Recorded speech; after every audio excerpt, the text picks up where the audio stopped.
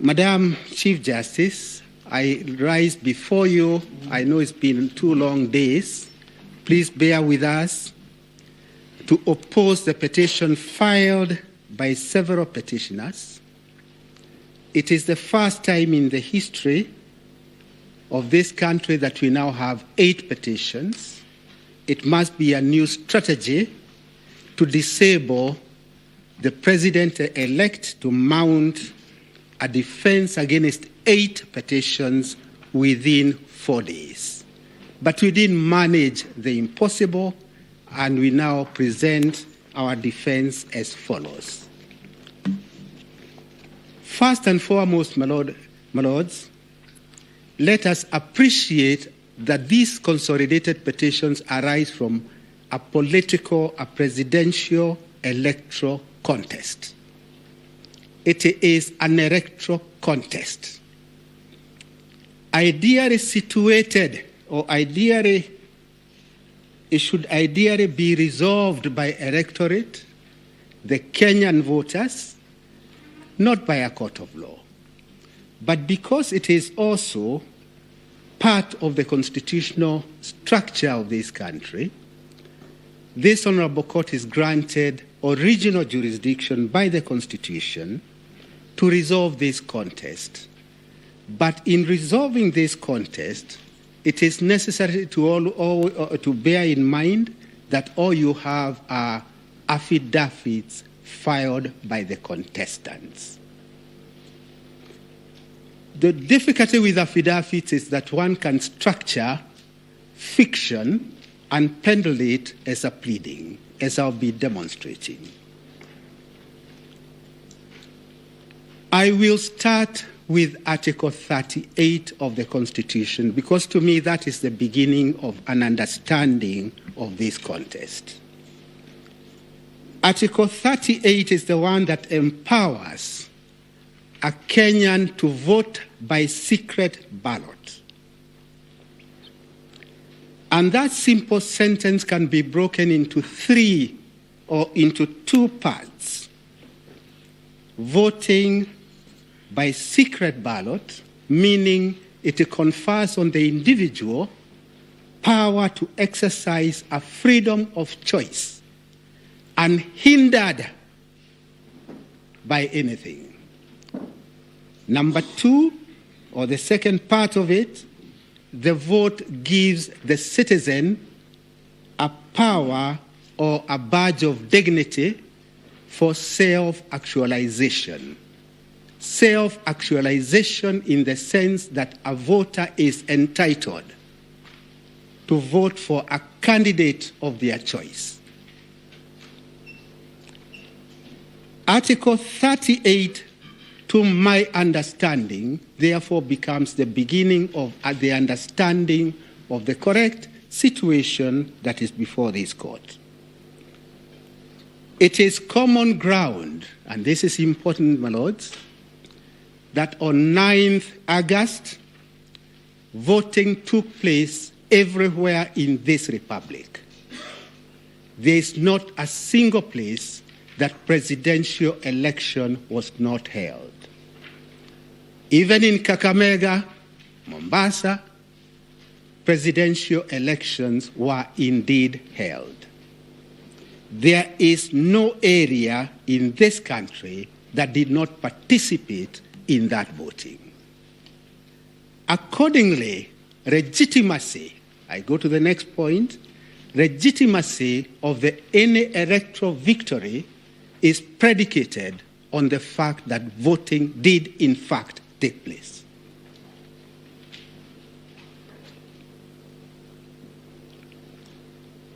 From Article 38, one then goes to Chapter 7 of the Constitution, from Articles 31, going all the way to Article 81, going to 87, which donates a power to Parliament to legislate on elections. I would immediately say this, Madam Chief Justice. The power to enact Elections Act, to my mind, relates to the 5 other tiers of elections. For the simple reason that for the presidential contest, the inquiry is defined in Article 140. The relief is defined in the same article, whereas in the other levels of elections, one could look at the Elections Act. But I'll come to that a little later. I'm doing first and foremost a broad introduction of the areas that we'll deal with.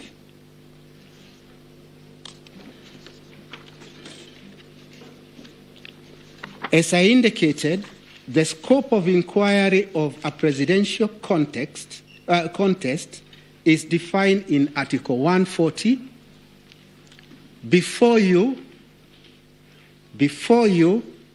are 8 petitions. They have mutated. Now they are 7. Oh, very well. Thank you. They have mutated to a large extent, particularly the primary petition. But my request at this early stage is this, that when you retire to consider your judgment, please carry out some surgery, see the mutations which have been added, remove them so that you are left with the original inquiry under Article 140. Why it is necessary to do so is because other things have been infused in this inquiry, like who is to be punished, who is to be castigated. Those are not matters that can be dealt with within the purview, limited purview of Article 140. As a matter of fact, when we argued Raila 1 in 2013, this apex court said a petition under Article 140 should be, I quote, concise, precise, and well-focused. Well-focused. It cannot be a meandering, never-ending saga involving other persons other than the inquiry which is specified in Article 140. As I indicated, since elections were held everywhere, that legitimacy then translates to the following. The people of Kenya did express their sovereign will. They did express that on 9th, and what is now under inquiry is whether that sovereign will by the 14 million Kenyans is to stand unhindered, or whether this court would consider any other remedy other than upholding the sovereign will of the voters. Madam Chief Justice, just barely 2 years ago, Ghana was in the same position that this court is in. They held their elections. A presidential candidate went to the Supreme Court. Identical complaints were made. Complaint number 1, ballot stuffing. Complaint number 2, votes ought to have included rejected votes. Identical with the complaint before you. Complaint number 3, the chair lady was not being fair to the losing candidate. Identical things. And what is now happening in this new space is that we are all getting the drafting skills of our colleagues in other jurisdictions. Dumping and staging, we learned of it in America not too long ago. It is now before you. Ghana, 2 years ago, had identical complaints with the complaints which are before you. I pause before I go to the Ghanaian way of resolving this dispute to acknowledge my good friend, the team leader, Mr. Senior Counsel Orengo. He started by saying his case is not based on conspiracy. And he had to do that disclaimer for a good reason. It is the reason that, other than conspiracy, there is no case. And I'll come back to that in a moment. I go back to Ghana. Ghana considered all the evidence that was adduced, and the Ghanaian Supreme Court came to this conclusion that the work of the court in a contest of this kind is to look for a substantive truth. I underline the words substantive truth of the elections. Look for the substantive truth of the elections. That's their Ghanaian approach. Then if you look at you are able to ascertain the substantive truth of the election, then the next very important values, they call them values, is to try to get finality and stability. Substantive truth of the elections. Next layer, finality and stability. Why is there need for finality and stability? The whole purpose of these elections is actually to underscore our democracy,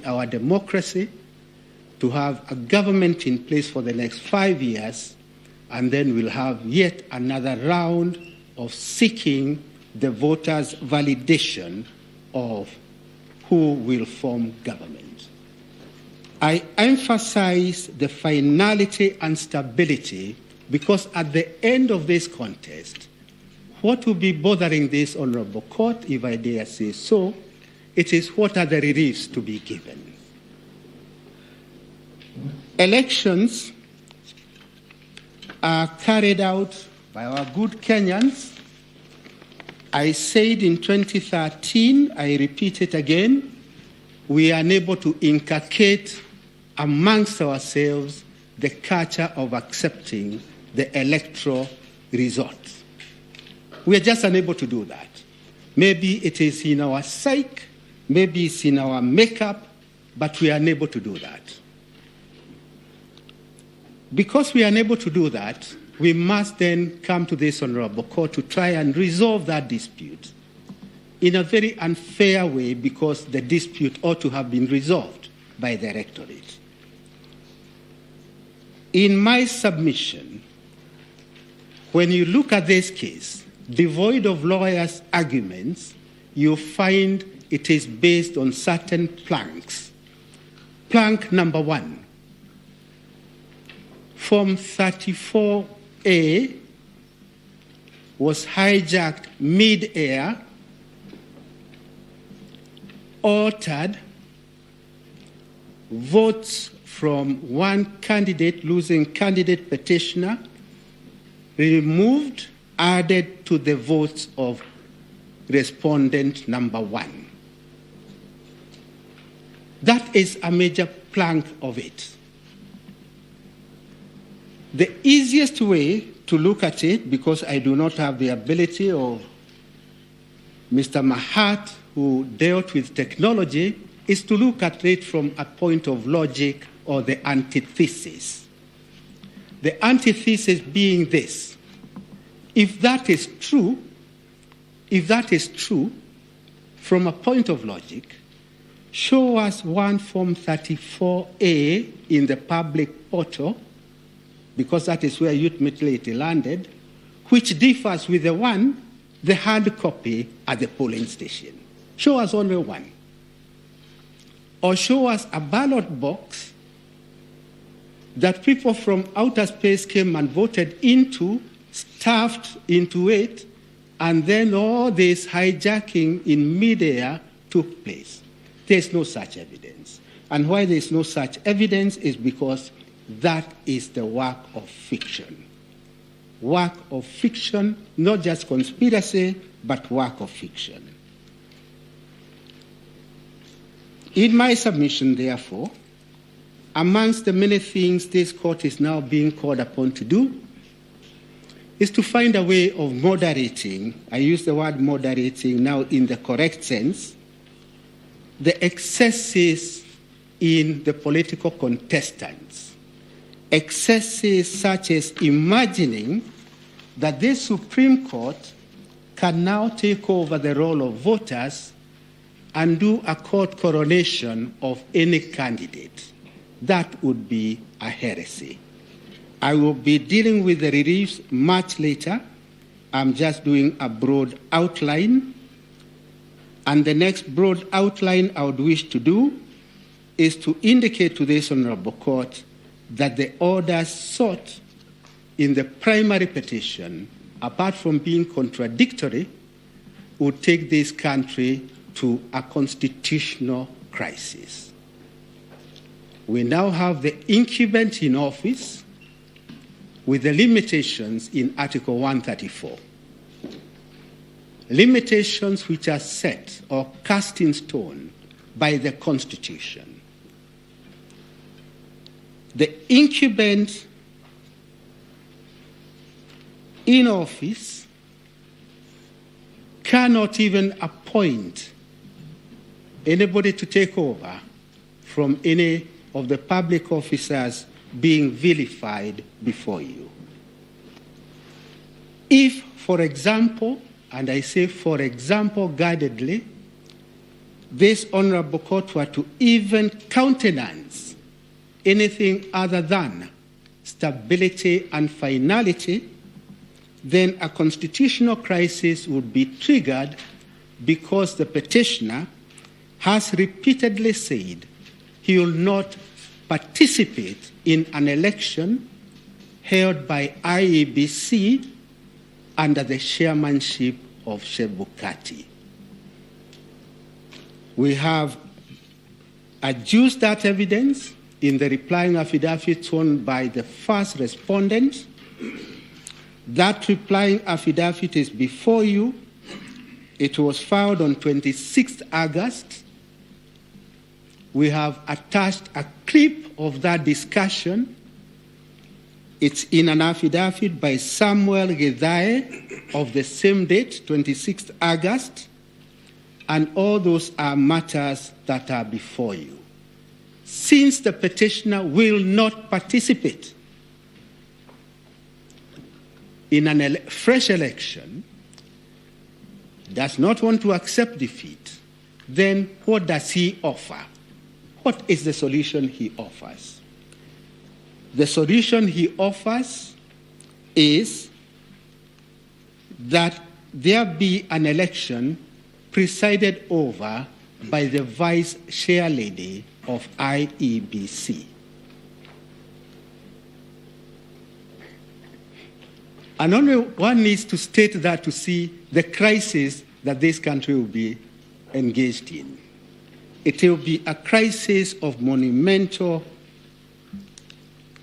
nature, a crisis that I do not think that we would want to play with that kind of fire, because it will be fire upon fire. In my submission, therefore, I would request this Honorable Court, as we begin our submissions, to bear in mind how Ghana resolved an identical situation by, number one, looking for the substantive truth, and then immediately that should trigger a relief which is finality and stability. If this Honorable Court were to do that, I see a future for us. Any other solution, the crisis offered by the petitioner cannot be a crisis that this court can countenance, because your fidelity is not to anybody other than the Constitution. Since your fidelity is to the Constitution, I dare say then the reliefs that you could consider are the reliefs within the constitutional structure of this republic. With those comments, Madam Chief Justice, allow me to invite the first counsel to present, who is my good friend, Mr. Katwa Kigen.